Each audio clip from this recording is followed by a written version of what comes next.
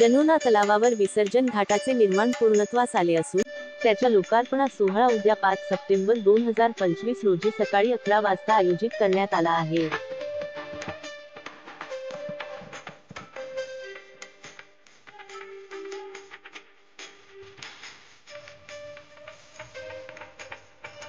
नामदार आकाशदादा फुंडकर यांच्या हस्ते लोकार्पण होणार आहे। गणेशोत्सव हा आपल्या श्रद्धेचा, परंपरेचा आणि एकात्मतेचा सण आहे।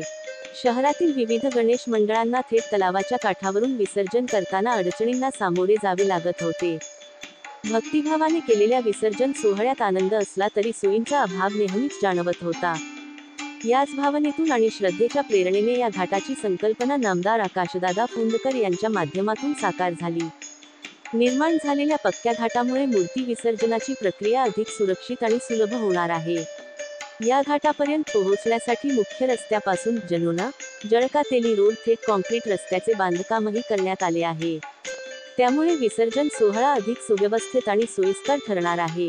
गणेशोत्सव, नवरात्री उत्सव व जगदंबा उत्सवासाठी सुद्धा हा विसर्जन घाट उपयोगी ठरणार आहे। जनोपचार न्यूज नेटवर्क कडून नितेश मानकर, खामगाव। नमस्कार व्यावसायिक बांधवांनो, तुमचा व्यवसाय कोणताही असू द्या, आम्ही करणार तुमच्या व्यवसायाची व्हिडिओ ऑडिओ जाहिरात। व्हिडिओ ऑडिओ जाहिरात करा, व्यवसाय दुप्पट वाढवा।